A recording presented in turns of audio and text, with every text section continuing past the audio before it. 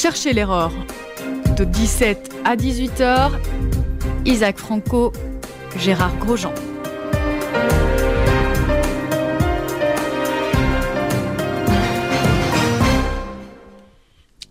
Bonsoir chers auditeurs, bonsoir Isaac. Bonsoir Gérard, bonsoir tout le monde. Voilà, nous reprenons cette série de Chercher l'erreur qui nous est chère et j'espère que vous écoutez avec plaisir, toujours avec plaisir. Et peut-être pouvons-nous commencer ce soir par un petit détour par la France, parce que ce soir même, le CRIF, le Conseil représentatif des institutions juives françaises, tient son 30e dîner. C'est un dîner, je dirais, institutionnel, auquel se pressent, pour ne pas dire se précipitent, tous les hommes politiques en vue et qui veulent être vus à cet endroit. Et ce soir, il y aura non seulement le président de la République, François Hollande, mais l'ancien président Sarkozy, il y a le Premier ministre, Manuel Valls, et tout un florilège de personnages importants, ou qui se croient importants également. Mais c'est un événement qui va ensuite être abondamment commenté à partir des déclarations que le président Roger Kuckerman a fait ce matin. Je vais citer deux déclarations de Kuckerman de ce matin. La première, ça avait trait à Marine Le Pen et à la montée du Front National. Et Roger Kuckerman regrettait cette montée du Front National, même s'il disait que Marine Le Pen, de ce point de vue-là, était irréprochable en matière d'antisémitisme. Nous lui laissons la responsabilité de ses propos, qui ne vont certainement pas manquer de déclencher un raz-de-marée de contre-offensive de la part de tous ceux qui ne partagent pas cet avis. C'est une première chose. La deuxième chose qu'il a dite et qui va également lui valoir peut-être même un tsunami, c'est que, je cite, il a dit « Les Français sont prêts désormais à combattre le djihadisme, qui est le nouvel ennemi de la France. Mais, il a dit, il faut dire les choses. Toutes les violences aujourd'hui sont commises par des jeunes musulmans. Il s'agit certes d'une toute petite minorité, mais ils font un mal considérable. » Alors, ceci, c'est une déclaration qui prend les faits et la réalité en considération, mais on s'imagine bien que ça va provoquer l'ire de certains, pour ne pas dire qu'il va être véritablement attaqué sur ce point. Et nous verrons bien, après la soirée de ce soir, cette soirée, le dîner officiel du CRIF, quelles seront notamment l'attitude du président Hollande, qui sera interpellé sur ce point, bien entendu ce soir, et on vous fera un petit débriefing de la semaine prochaine, une fois que l'histoire sera passée. Je voudrais encore un dernier point sur le dîner du CRIF. Chaque année, le CRIF attribue un prix du CRIF. Cette année, il y aura 3 prix du CRIF qui seront décernés. Le premier à Alexandre Arcadi pour son film 24 heures, ouais. Sur le calvaire d'Ilan Halimi. 24 jours. Oui, 24 jours, oui, excusez-moi. Le second, c'est au film Les Héritiers, qui relate l'histoire vraie d'une professeure qui décide de faire passer un concours national d'histoire à sa classe de seconde la plus faible. C'est un challenge. Et la troisième, c'est Alassana Bathily, le jeune Malien naturalisé français depuis lors, héros de l'attentat de l'Hypercacher, lors duquel il a sauvé plusieurs otages. Donc voilà un petit peu le menu de ce soir, et on en reparlera sans doute la semaine prochaine. Alors, ce dîner du CRIF est toujours un grand moment dans l'agenda politique en France. En tout cas, ça l'est devenu ces dernières années. Et cette édition-là ne manquera pas à la règle que du contraire, puisque les attentats de Paris le 7, 8 et 9 janvier, de même que la piqûre de rappel à Copenhague le 14 février, sont là pour souligner l'insécurité, le danger, l'angoisse, la peur pour certains, dans laquelle vivent les Juifs de France et en France. Et il n'y a pas de doute que l'atmosphère de ce dîner du CRIF sera particulièrement au recueillement et à des promesses de tout faire pour que, les Juifs les Juifs français, les Français juifs se sentent à nouveau chez eux, sans inhibition, sans réserve aucune dans leur pays qui est la France. Ça, c'est bien le moins que chacun des hommes politiques et femmes politiques présentes ce soir fera, c'est en toute honnêteté, et ne doutons pas un instant de leur sincérité, c'est d'assurer qu'ils feront tout ce qui est en leur pouvoir pour faire en sorte que les Juifs, ne se sentent pas tenus ou ne sentent pas tenus de répondre favorablement à l'invitation de partir, de quitter la France et de se rendre en Israël, comme les y invitait le Premier ministre israélien il y a quelques jours de cela. La dernière fois, c'était au lendemain des attentats de Copenhague. Bien, il faudra voir maintenant si ces assurances, si ces formules que l'on a répétées jusqu'à satiété, de dire que la République sans les Juifs, ça n'est pas la République, si cela suffira à calmer ces inquiétudes, si ça calmera les angoisses dans un grand nombre de Juifs vivant en France, qui aujourd'hui sont entre le marteau et l'enclume, sont soit désignés comme des cibles, ou bien lorsqu'ils sont hyper protégés, conduisent leurs enfants dans des forteresses terriblement gardées, qui ne sont pas sans conséquences sur la psychologie des enfants qui vivent de cette façon-là. Donc il y a manifestement une grande inquiétude. Ce sujet-là est au cœur des préoccupations de l'exécutif en France, on n'en doute pas un seul instant. Mais il y a peu de chances que ces promesses réitérées, c'est-à-dire d'avoir un appareil répressif, de faire plus de répression, de faire plus de sanctions, de faire aussi plus de pédagogie, que cela suffira à rassurer les Français. Et quand je dis les Français, c'est les Européens en général. On a dépassé un seuil d'inquiétude qu'il sera difficile de calmer. Il faut une véritable révolution des mentalités aujourd'hui en Europe pour calmer les Juifs et les convaincre de ce que leur avenir et l'avenir de leurs enfants est dans leur pays, la France, ou un autre pays d'Europe. Il faut une révolution des mentalités, disais-je, parce que il faut remonter à la source de cet antisémitisme. Il faut dégager... Le président du CRIF disait que désormais les actes antisémites sont le fait essentiellement des jeunes d'origine maghrébine. C'est vrai que c'est la nouvelle forme d'antisémitisme, mais elle n'est pas la seule. Elle est le résultat de la dernière mutation. Elle révèle une détestation, un antisémitisme qui irrigue une grande partie de la communauté musulmane en France et en Belgique. C'est certain, il y a des résultats de sondages dont on va peut-être parler plus tard, qui révèlent que la moitié de la population est touchée par ce virus, par ce cancer, par cette détestation, par ce rejet. Donc il faudrait une révolution des mentalités pour désigner l'antisionisme comme la nouvelle forme de haine des Juifs, comme la nouvelle forme d'antisémitisme. Il faudrait dénoncer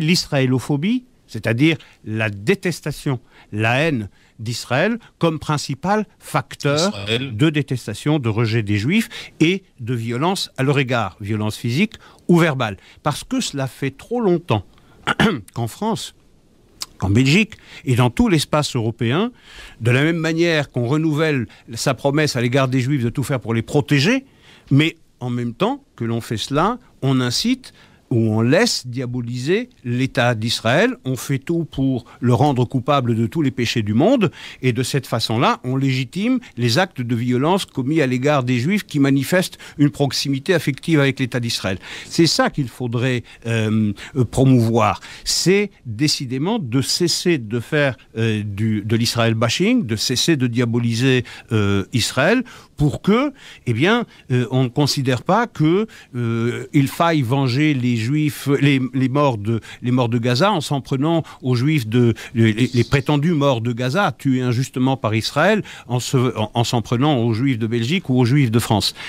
Et ça, il faut une véritable révolution des mentalités. La France est-elle prête à dénoncer ce dont elle a été l'artisan, Je pense en particulier à cette espèce de fumisterie absolument ignoble qui a construit dans l'esprit des gens que l'armée d'Israël est une armée qui tue des enfants par plaisir. Je pense à l'affaire Al-Doura.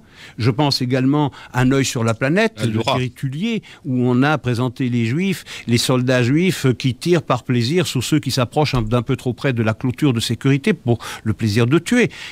On se rappellera également Sarah Daniel qui, dans le Nouvel Observateur, accusait les soldats de Tsahal de racisme au motif, tenez-vous bien, non pas qu'ils violaient les femmes palestiniennes, mais qu'ils ne les violaient pas parce qu'elles étaient trop impures pour le sperme de juifs. Voilà, c'est ça. Donc, c'est cette incitation à la haine permanente d'Israël qu'il faudra dénoncer. Il faut aussi dénoncer cette iconification, cette déification, cette idolâtrie à l'égard de personnages pour le moins douteux, comme Stéphane Hessel, qui a été santo subito de son vivant. Mais c'est un personnage qui disait que l'occupation allemande, rapportée à l'occupation nazie, c'était pas grand-chose. C'était somme toute bénin. On a laissé dire une chose pareille et on a déifié ce type-là. Il a eu une cérémonie nationale aux Invalides. Voilà une statue du commandeur de ce temps mauvais. C'est au nom de cette prétendue indignation qu'on a fabriqué de la haine d'Israël et qu'on a désigné les Juifs comme des cibles légitimes à tous ceux qui voulaient prétendument se venger de la cruauté israélienne. Donc il faut réhabiliter Israël, il faut relire convenablement le conflit arabo-juif, il faut remettre les choses à leur place, c'est-à-dire la victime juive à sa place de victime du terrorisme palestinien, le bourreau à sa place de bourreau, et rééquilibrer sa politique en faveur de l'État d'Israël. Et on est très loin d'en prendre le chemin. Et c'est ça le problème. C'est qu'on sait que pour cette révolution, les esprits des élites, qu'il s'agisse des élites politiques, médiatiques, académiques ou associatives, ne font même pas ce diagnostic, que c'est là la source majeure du problème, que si vraiment on veut assécher les fleuves de la haine anti-juive, c'est là qu'il faut s'en prendre. On ne va pas le faire, on va faire simplement du traitement des effets de l'antisémitisme en mettant, en mettant un peu plus de soldats ou un peu plus de gendarmes ou un peu plus de policiers. Soldats à l'entrée des écoles. Oui, c'est ça. Mais on va finir par transformer les lieux où vivent les Juifs comme des forteresses, comme des places fortes, imprenables, mais qui, pour les franchir, vont laisser une trace dans ceux qui doivent les franchir. Et il y a aussi cette espèce de trace permanente qui existe dans la société française et qui l'irrigue. Je veux dire, rappelez-vous de Gaulle. 22 ans seulement après la Shoah, voilà un personnage qui disait en 67, petit peuple sûr de lui et dominateur. Rappelez-vous François Mitterrand qui n'a jamais désavoué ses amitiés avec Bousquet. Rappelez-vous ce même Mitterrand qui dénonçait l'œuvre malfaisante du lobby juif. Sans parler de Stéphane Hessel dont nous avons déjà parlé et de Roland Dumas. Roland Dumas qui disait que toute personne qui montre un quelconque empathie ou écoute aux raisons d'Israël doit nécessairement avoir l'esprit subverti parce que il partage sa couche avec une juive. Ce sont des propos. Ce sont des propos nauséabonds qui nous rappellent le genre de propos qui étaient imprimés sur les feuilles de Je suis partout de Gringoire avant-guerre. Je suis partout. Oui, tout à fait. Je suis partout. Gringoire, on écrivait ce genre de saloperie. Il y a ça aujourd'hui. Si on veut réellement s'en prendre, et je ne doute pas de la sincérité du président de la République ou de son Premier ministre, qui a à cet égard un parcours exemplaire, qui a eu le courage politique qui ne peut que lui coûter des voix, de dire que ce qui menace désormais la France, pas seulement les Juifs, mais au-delà des Juifs, parce que ce qui touche d'abord les Juifs finit par toucher d'autres, c'est de dire, c'est une nouvelle forme de fascisme. Et ce fascisme, c'est l'islamisme, c'est l'islam radical. C'est une condition nécessaire, mais elle n'est pas suffisante. Il faudra aller au-delà. Parce qu'une fois qu'on a dit ça, il faut chercher les moyens de résoudre le problème. Et les moyens de résoudre les problèmes, il n'est pas dans un tout répressif, il n'est pas dans un tout pédagogique, comme on a tendance à le résumer. Il est dans une recherche des vraies causes. Et la vraie cause, c'est l'incitation à la haine d'Israël, la diabolisation de l'État juif sur toutes les ondes publics comme privés de France et de Navarre. Oui, rappelez-vous, Isaac, cette déclaration d'un ancien ambassadeur de France à Londres, qui avait qualifié l'État d'Israël de petit pays merdeux, Little Shitty Country, sans encourir la moindre réprimande ou blâme de la part de ces autorités du Quai d'Orsay. Parce que c'est devenu dans l'air du temps. Ça fait partie des choses convenues, du politiquement correct, comme on le dit maintenant. Ce que nous venons d'évoquer également me rappelle un débat qui s'est tenu hier, pas plus tard qu'hier, sur RTL TVI, dans l'émission Controverse, animée par Dominique Demoulin, de piètre prestation à l'occasion, puisque cette brave dame n'a su que répéter à l'envi aux interlocuteurs qui étaient tous de grande valeur et prêts à débattre de façon raisonnable et intelligente, vous ne vous parlez pas, s'adressant respectivement aux invités de culte musulman et aux invités juifs qui étaient présents sur le plateau, coupant la parole à ces derniers le plus souvent possible et ne voulant certainement pas entrer dans des détails qui étaient gênants. J'ai relevé à cette occasion la volonté justement de la part de la population juive de nous être considérés comme des victimes, mais pas comme des martyrs. Nous n'avons pas le martyrologue des musulmans qui l'usent et en abusent de façon à tenter de promouvoir l'émotionnel pour acquérir encore un soutien supplémentaire auprès des populations judéo-chrétiennes, comme ils disent. Je crois que à cette occasion, le fait que ce n'est pas du ressenti, mais ce sont la réalité, l'accroissement des actes, des signalements d'actes antisémites, qui ont fait un bond entre 2005, il y a 60 en Belgique, je parle de la Belgique maintenant, pour aboutir à près de 130 en 2014. C'est un bond considérable. Les actes de négationnisme qui ont été relevés, on ne compte que ceux qui ont été relevés. Plus de 30 l'an dernier, les agressions verbales et physiques, et là le chiffre est absolument invérifiable, puisque nombre d'agressions ne sont même pas signalées. Les gens, par peur de représailles, ne vont même pas jusqu'au poste de police voisin.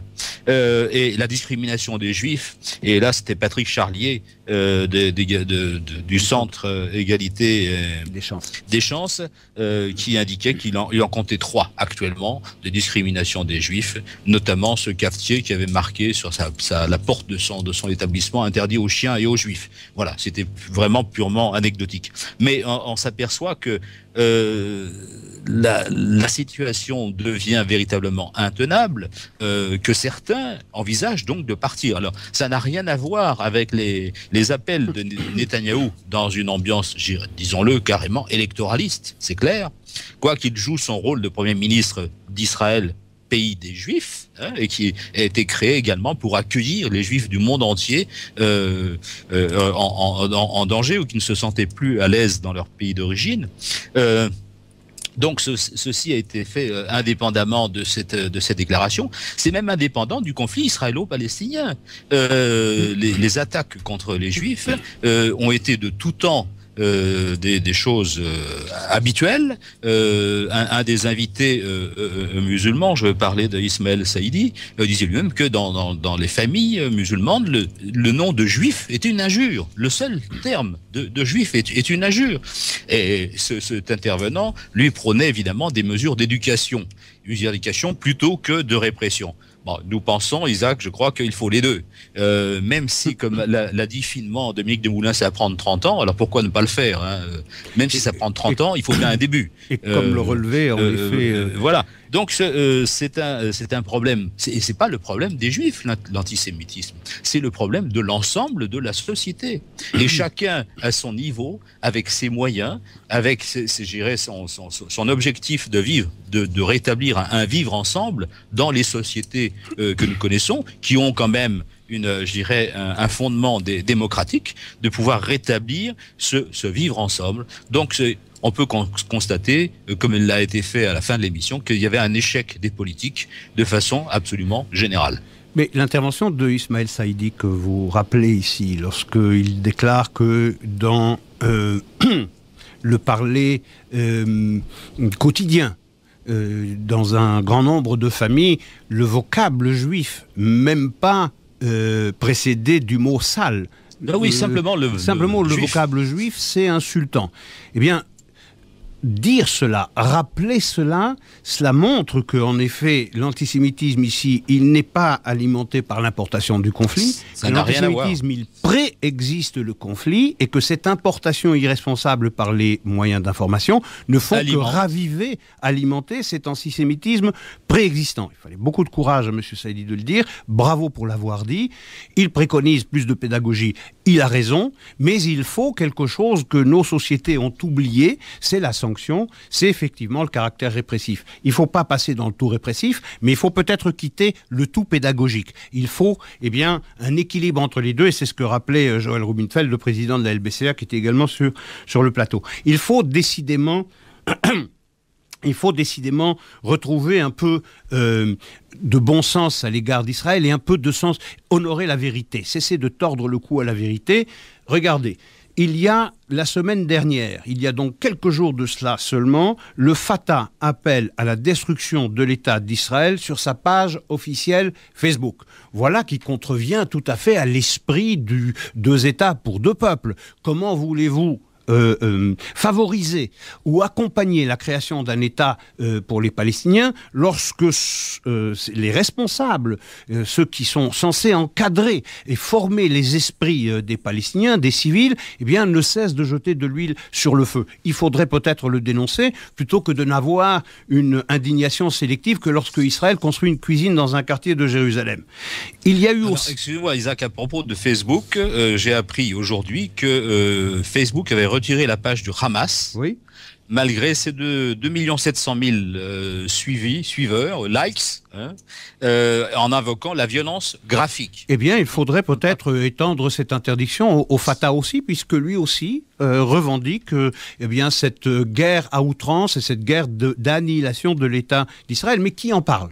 Si on avait un regard plus équilibré... Le Fatah et l'autorité palestinienne sont intouchables, vous le savez comment. Voilà, mais c'est exactement ça le problème. Alors, si on veut résoudre le problème de l'antisémitisme dans nos rues, il faut combattre l'israélophobie qui fait qu'on a une indignation ou un haut-le-cœur chaque fois que Israël se bat pour se défendre et qu'on ne réagit pas du tout lorsque, au quotidien, et nul ne l'ignore, les Palestiniens incitent leurs ouailles, leur population civile à la haine de l'État d'Israël. Il suffit de faire bénéficier à Israël des mêmes conditions, du même regard qui pèse ou qui est porté sur un pays comme l'Égypte. L'Égypte a eu 21 de ses citoyens de confession copte abominablement exécutés sur une plage de Libye.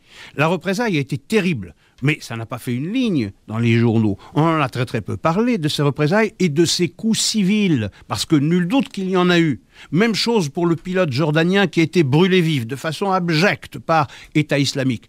Mais on dit que 7000 personnes, ce sont les Jordaniens qui le revendiquent eux-mêmes, 7000 personnes ont été tuées dans les représailles jordaniennes. A-t-on parlé? Et combien de civils dans ces 7000 personnes? Qui a parlé de représailles disproportionnées, de réactions disproportionnées? Bien sûr que personne. Et on a raison, lorsqu'on veut envoyer un message à un agresseur, il faut le frapper plus durement, pour ne pas lui donner le goût de recommencer. C'est ce qu'ont fait les Égyptiens, c'est ce qu'ont fait les Jordaniens, et ils ont bien fait. Et pour le coup, personne ne leur a reproché. Mais lorsque c'est Israël, même face au Hamas, on trouve qu'Israël a tort. Ça, c'est le problème.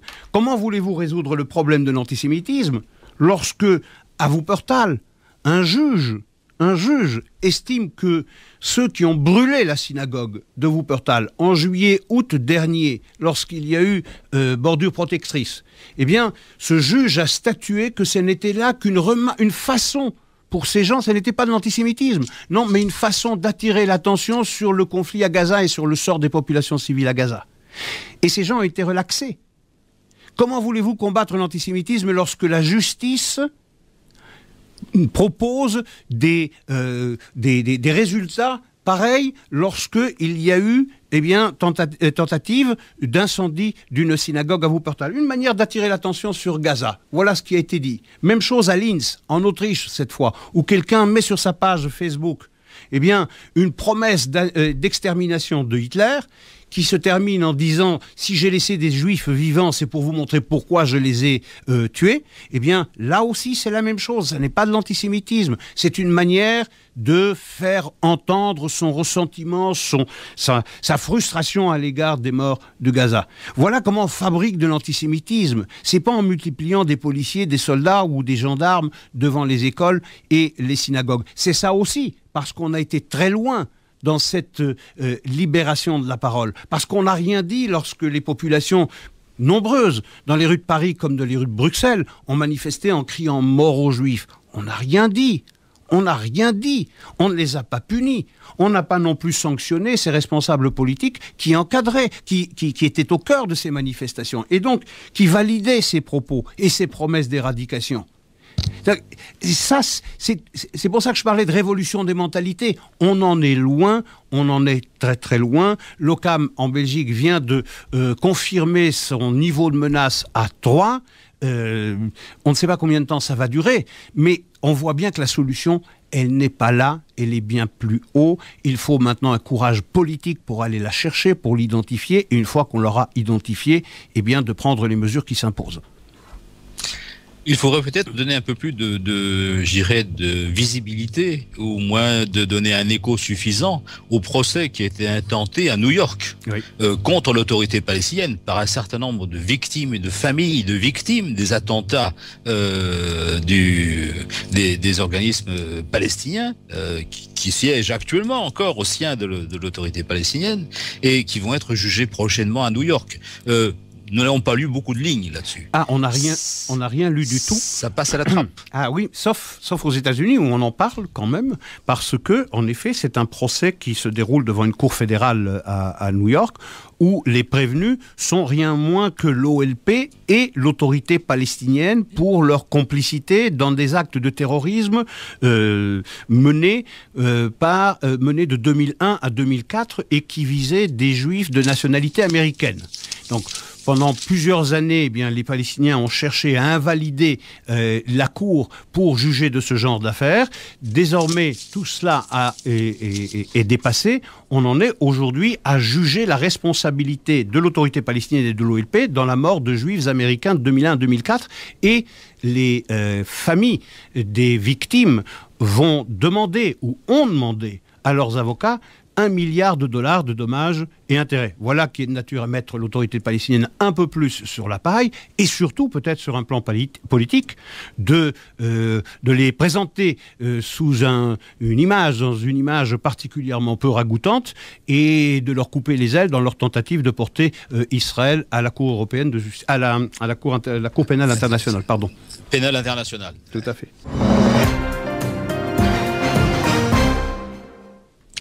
Oui, revenons peut-être un instant aux finances de l'autorité palestinienne, puisque si les amendes d'1 milliard de dollars sont effectivement prononcées, et l'autorité palestinienne a d'ores et déjà annoncé qu'elle n'avait pas les moyens, qu'elle était en faillite, d'autant que, comme les Israéliens en mesure de rétorsion ont retenu les recettes douanières, fiscales qu'ils perçoivent au nom de l'autorité palestinienne, ceci c'est une vieille rengaine également. Aujourd'hui, l'autorité qui fournit l'électricité en annonce à couper l'électricité à Naplouse et à Jenin pendant quelques minutes. On va rassurer tous nos amis qui s'inquiètent pour les Palestiniens. C'est un signal disant que peut-être que l'autorité palestinienne pourrait songer à payer ses factures d'électricité qui lui est fournie gracieusement jusqu'à maintenant par Israël. Et c'est également une des critiques qui a été adressée au gouvernement israélien, c'est de pousser à la faillite de l'autorité palestinienne. Obama et John Kerry ont renchéri sur ce thème en disant attention, si vous poussez l'autorité palestinienne à la faillite, vous en serez tenu responsable et ça va encore compliquer les choses et vous exposer à des mesures de rétorsion de la part des États-Unis et bien entendu de l'Union européenne qui n'est jamais la dernière pour sanctionner Israël. Voilà un petit peu ce qui se passe également actuellement. Mais rassurez-vous, l'électricité a été rétablie à Naplouse et à Jenin. Alors, Si on entend les Palestiniens, mais pas seulement eux, ceux qui sont désormais leurs porte-parole les plus fidèles, je parle de l'administration américaine et des chancelleries européennes, les Palestiniens pourraient impunément s'adresser à l'UNESCO, s'adresser à l'Assemblée générale des Nations unies pour la reconnaissance de leur État, je parle de novembre 2012, s'adresser au Conseil de sécurité de ces mêmes Nations unies il y a de cela seulement quelques 2 mois, on se rappellera leur échec, mais la tentative a existé néanmoins.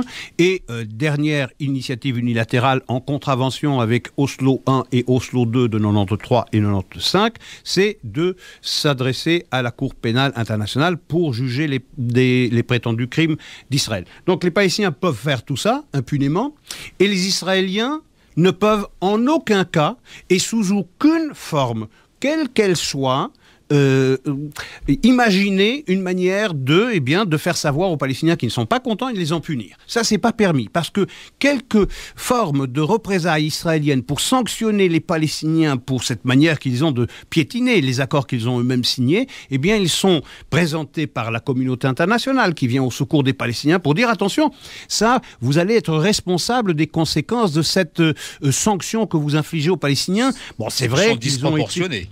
voilà, c'est ça, c'est vrai qu'ils ont été à l'UNESCO, mais c'est pas grave. Qu'ils ont demandé une reconnaissance de leur État à l'Assemblée générale et au Conseil de sécurité, mais c'est pas grave. Qu'ils aillent à la Cour pénale, c'est pas grave. Vous, Israéliens, vous devez accepter toutes ces initiatives unilatérales, mais vous ne pouvez pas les en punir d'aucune façon, et surtout vous, Israéliens, vous n'avez pas le droit à une quelconque initiative unilatérale.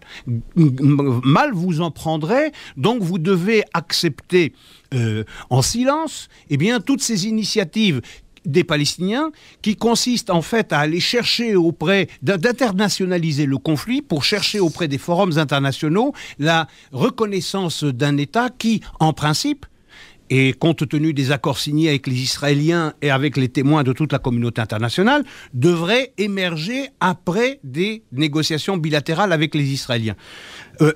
C'est ça qui est à l'œuvre. Au lieu de mettre les Palestiniens, la pression sur les Palestiniens pour leur dire « Vous ne pouvez pas aller à l'UNESCO.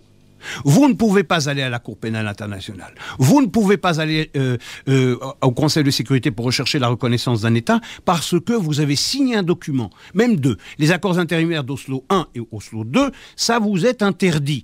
Une initiative unilatérale est interdite et vous allez en être puni si vous posez cet acte. Quelle est la punition ? Aucune. Mais lorsque Israël décide de retenir 100 millions de dollars qui vont en tout cas en partie servir à apurer des dettes accumulées par l'autorité palestinienne, parce qu'il y a beaucoup de dettes qui restent ouvertes, beaucoup de montants qui restent impayés, parce que beaucoup d'argent sert à aller dans les poches profondes de ces excellences palestiniennes. Eh bien... Là, les Israéliens sont menacés de sanctions. Attention, vous allez provoquer un tsunami politique. Vous allez provoquer un tsunami économique. Vous allez provoquer un tsunami sécuritaire parce que les Palestiniens pourraient bien cesser leur coopération avec l'armée israélienne sur le plan sécuritaire.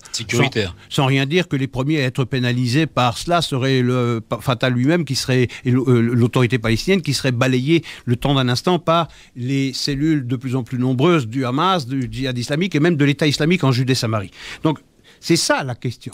C'est cette espèce d'infantilisation des Palestiniens à qui il est permis de faire tout et n'importe quoi. Et lorsque les Israéliens envisagent une petite mesure de rétorsion pour faire comprendre que quand même on n'est pas tout à fait content, eh bien, le monde entier retrouve la parole, qui était mutique avant, eh bien, retrouve la parole pour dire attention, vous ne pouvez pas faire ça.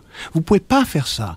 Le monde va s'ouvrir sous vos pieds. On vous menace d'isolement. Vous allez accroître votre isolement diplomatique, votre isolement politique. Personne ne va vouloir parler avec vous. Donc, ce qu'on demande à Israël, c'est de se comporter de façon chrétienne. On lui crache à la figure, mais acceptez les crachats. C'est bon. Et puis, si ça vous plaît, vous pourrez dire qu'il pleut.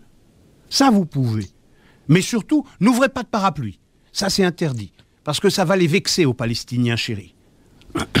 C'est-à-dire qu'on demande à Israël plus qu'aux chrétiens, à qui on demande une fois d'avoir reçu sur la joue gauche de tendre la joue droite, il ferait une troisième joue. Voilà, c'est ça. Pour les Israéliens. Oui, la fesse gauche, la fesse droite. La communauté internationale. Il faut que Israël reste stoïque face à toutes les provocations, à toutes les insultes, à toutes les incitations généralement quelconques, ne réplique d'aucune manière pour avoir le droit de respirer. C'est de cela dont il s'agit, c'est ahurissant quand même. C'est ça qui doit cesser. Si on veut fermer les robinets de la haine, c'est ça qui doit cesser. Si on veut fermer les robinets de la haine, il faut avoir des caméras qui restent un peu plus longtemps sur les personnes qui déposent des gerbes de fleurs à l'endroit où Omar al-Husseini à Copenhague a été abattu par la police pour les exactions qu'il a commises. C'est 500 personnes qui et aussi faire un reportage complet, non pas sur un plan factuel des 500 personnes qui ont accompagné ce salopard à sa dernière demeure. Non. C'est d'aller en amont. C'est de savoir que cette culture de la haine, c'est pas un loup solitaire seulement et qui en est porteur. C'est des centaines de gens, des centaines de jeunes qui ont bravé le risque d'être pris en photo et filmé par la police, mais combien de milliers n'ont pas été qui partagent cette soif de haine véhiculée par Omar al-Husseini. C'est cela qu'il faut. Une fois qu'on veut, si on a décidé vraiment, mais vraiment, de fermer les robinets de la haine, c'est cela qu'il faut faire. Il faut peut-être cesser de raconter des histoires de La La Land. Quand on dit, par exemple, sur toutes les agences de presse, qu'il y avait 1000 à 1200 personnes qui faisaient une chaîne humaine pour protéger la synagogue de Oslo, pour bien montrer cette espèce d'unanimisme, cette merveilleuse image de juifs et de musulmans main dans la main qui protègent un lieu saint, lorsqu'ils ne sont que 20 ou 30. Lorsqu'ils ne sont que 20 ou 30. Où donc étaient les autres? Et même 1000, s'ils avaient été 1000, ça aurait été un beau signal. Mais est-ce que ça parle pour les millions qui, eux, continuent de se taire et à qui il n'est pas demandé, à qui il n'est pas exigé de parler une fois pour toutes, pour dire pas en mon nom? C'est de toute cette équivoque, de toute cette posture qu'il faut sortir. C'est trop facile. Il faut maintenant prendre ses responsabilités parce que toutes les conséquences, ça n'est pas Benjamin Netanyahou lorsqu'il invite les Juifs à se rendre en Israël qui en est le responsable. Lui, il est dans son rôle. Mais c'est aux responsables européens à prendre toutes les mesures, pas en aval, en amont, pour que cela n'arrive plus et pour ne pas inviter les Juifs à partir. Les Juifs n'ont pas envie de partir. Les Juifs n'ont pas envie de réinventer un présent et un avenir, sauf s'ils y sont contraints, sauf s'ils ont de bonnes raisons, d'autres motivations que la sécurité pour aller en Israël. Mais sinon, la majorité veut rester. Mais elle ne va pas être le korban, l'holocauste, le corps sacrificiel qui va perdre sa propre existence physique pour manifester ce serment de fidélité à l'Europe.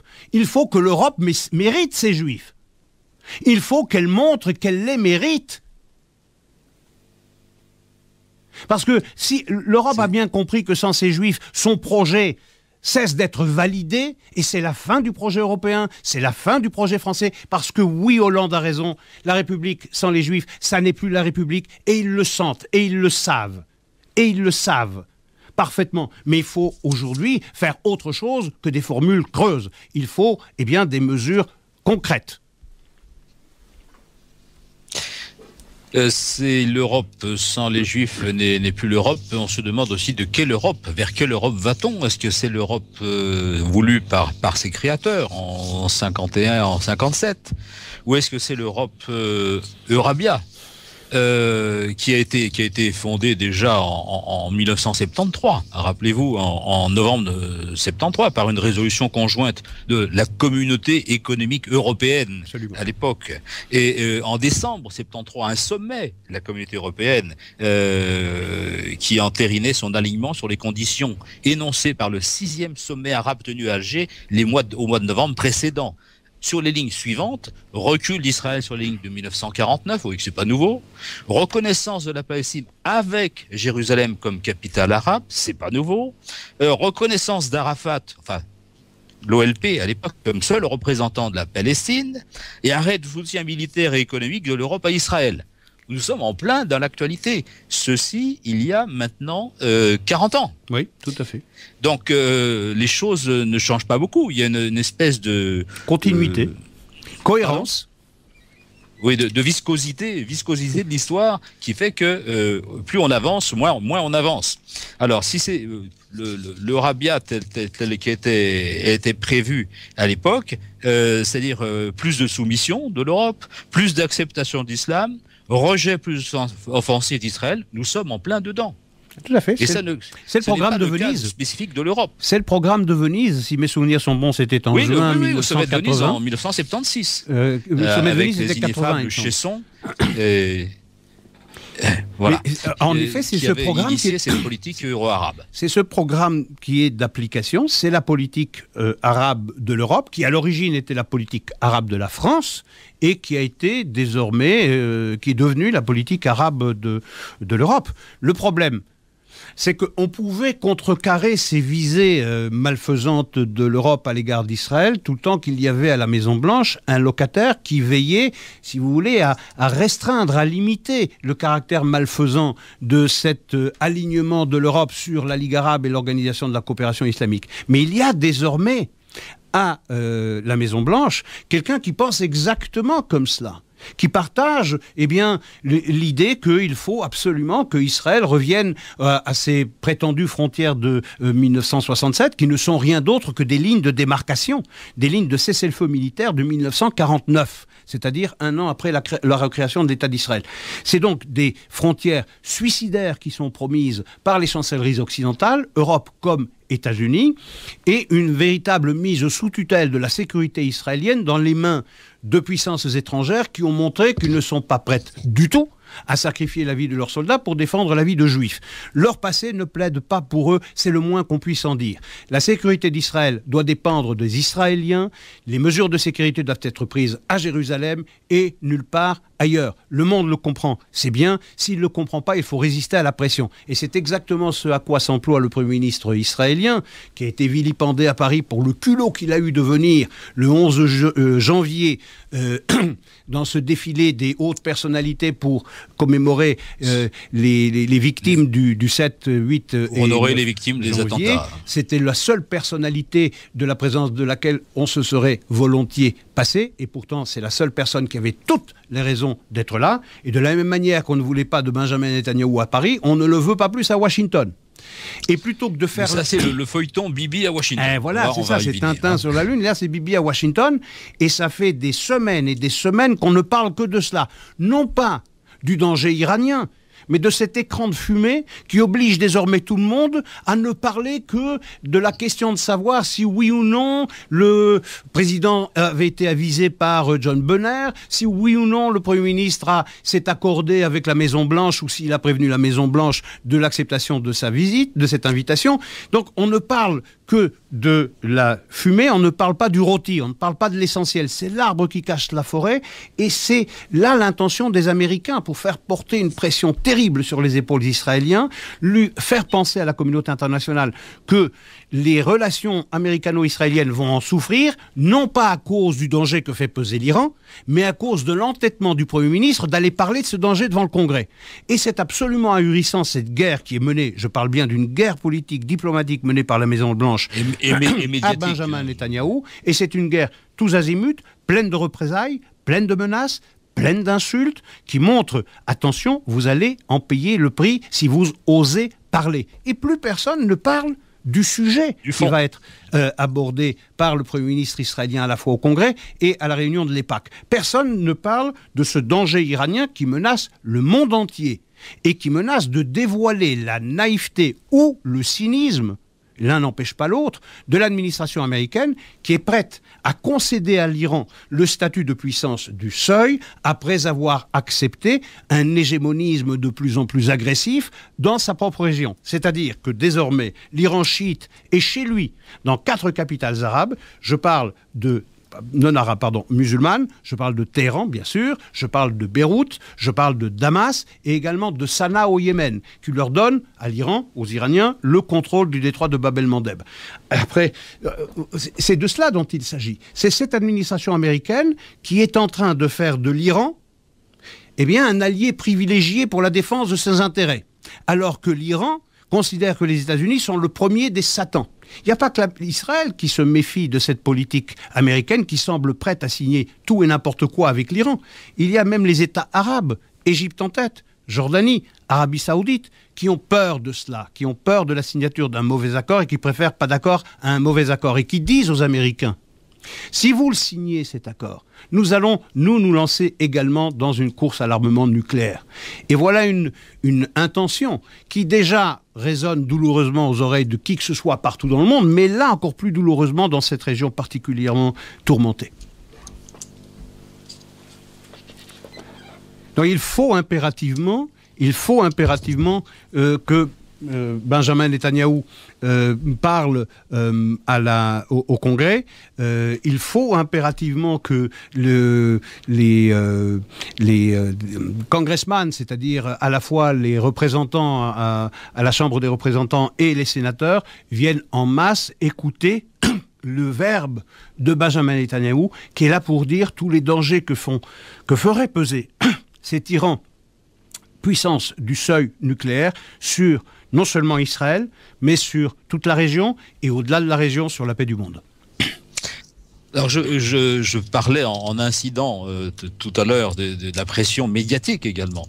Je veux citer sur ce point ce qu'écrivait le Guardian de Londres, qui disait « Il devient clair que l'élection du 17 mars est de plus en plus perçue comme un référendum sur la durée de Netanyahou au bureau de Premier ministre. »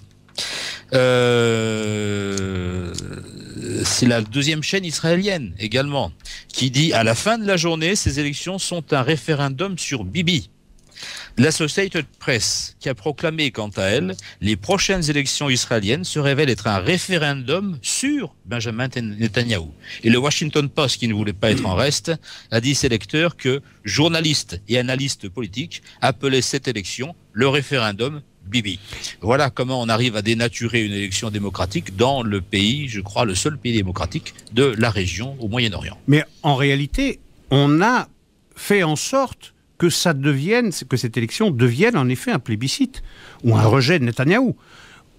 À force de présentations tordues, on a fait de cette élection en Israël le pendant de ce qu'a été en France les élections présidentielles de mai 2012, où on avait le tout sauf Sarkozy. Ici, il s'agit de présenter cette élection comme tout sauf Benjamin Netanyahou. Alors, il est encore un tout petit peu tôt pour en parler de ces élections, même si il semble que Likoud ne souffre pas beaucoup de ces petits scandales assez misérables à propos des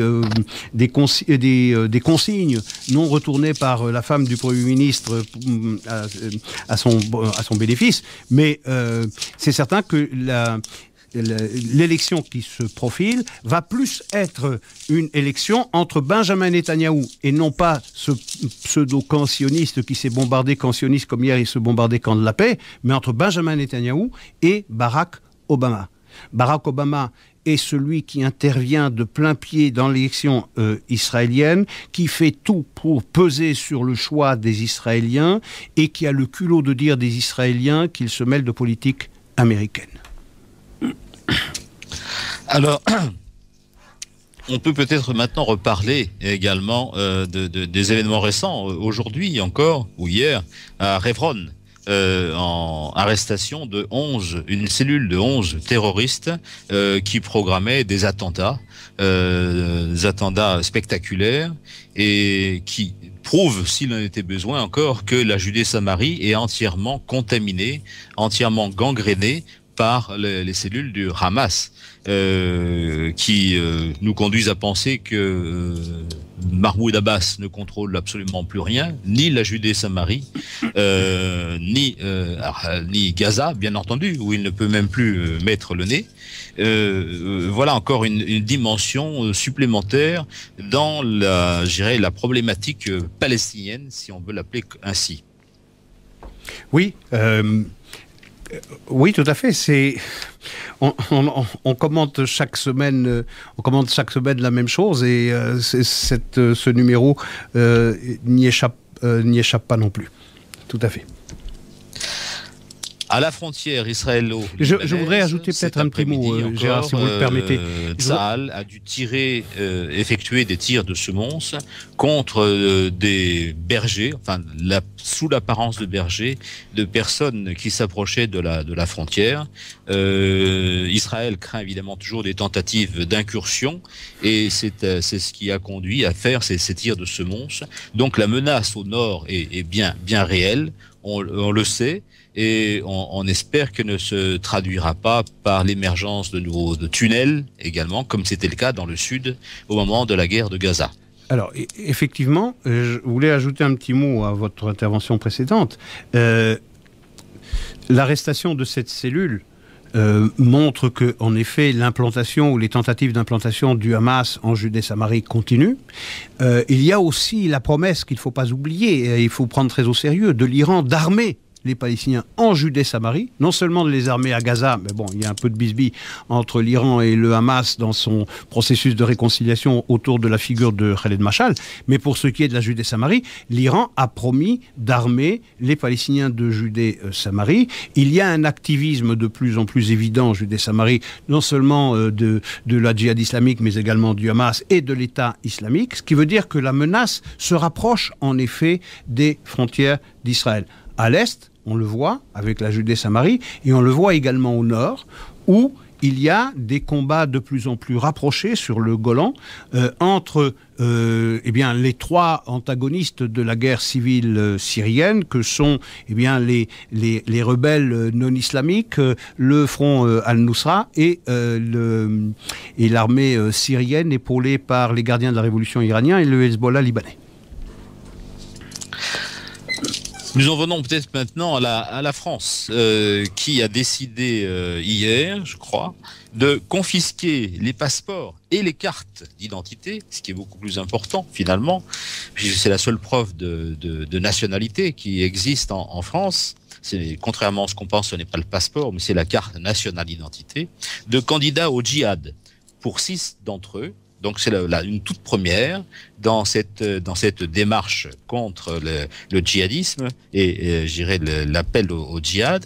Et il y a environ 40 dossiers qui sont en instruction actuellement pour procéder de la même façon à l'égard des candidats djihadistes. Oui, c'est une bonne chose. Encore une fois, il faut maintenant des mesures un peu plus sévères. Passer aux actes. Oui, passer aux actes, des mesures plus sérieuses. Songez à une chose, beaucoup de ces actes antisémites que nous commentons à Paris, à Bruxelles, comme à Copenhague, ne seraient pas arrivés si la justice avait fait son travail.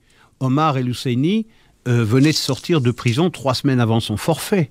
3 semaines avant son forfait, il a été libéré de façon anticipée aussi.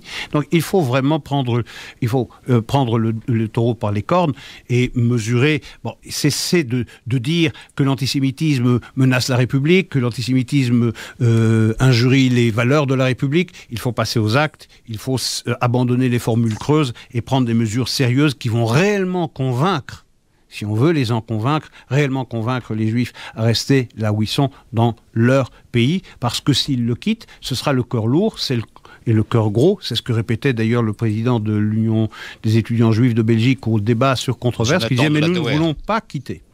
Mais nous n'allons pas nous suicider pour vous montrer, pour vous convaincre de notre amour pour l'Europe.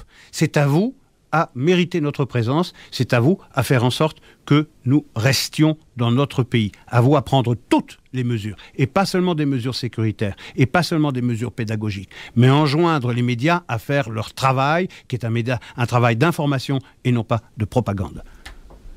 Il serait peut-être temps également de préciser les contours et les limites à la liberté d'expression, qui est invoquée à tout propos et même hors de propos pour justifier toutes les déclarations, toutes les dérives, aussi bien celles de Roland Dumas que celles des manifestants. On arrive même à considérer que mort aux Juifs, alors que ça devrait être considéré comme oui. Je vois pas.